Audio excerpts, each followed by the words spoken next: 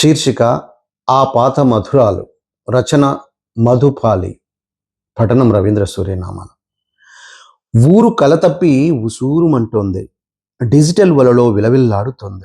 ఆ పాత మధుర జ్ఞాపకాలు మది గదులను వీడనంటున్నాయి. చేదబాయిని చూస్తే గుండె చెరువు అవుతోంది.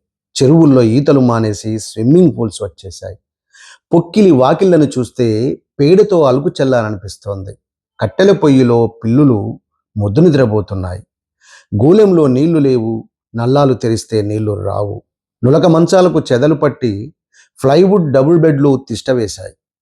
గంజినీళ్లు అంతరించి వేడివేడి టీ కప్పులు చేతికొచ్చాయి. సద్దన్నం, జొన్నలు, గట్కలు మాయమై ఓట్స్, మిల్లెట్స్, ఇడ్లీలు పుట్టుకొచ్చాయి. సైకిల్ గిర్రలకు తుప్పు పట్టి బైక్ హారన్లు మోగుతున్నాయి. ఎడ్లు, నాగళ్ళు అదృశ్యమై ట్రాక్టర్ గిర్రలు ప్రత్యక్షమయ్యాయి. పెంటమన్నుకు బదులు కృత్రిమ ఎరువులు చల్లుతున్నాం. అరువులపై ముచ్చట్లు పోయి టీవీ డబ్బాల్లో జనం దూరిపోయారు.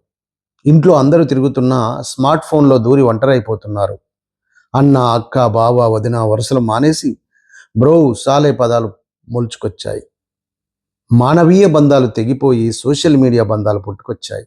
మానవత్వ ముచ్చట్లు అదృశ్యమై రాక్షసత్వ ఆలోచనలు కరాల నృత్యం చేసే అంతరిక్షంలో తిరిగే మనిషి నేలపై నడవడం మరిచాడు.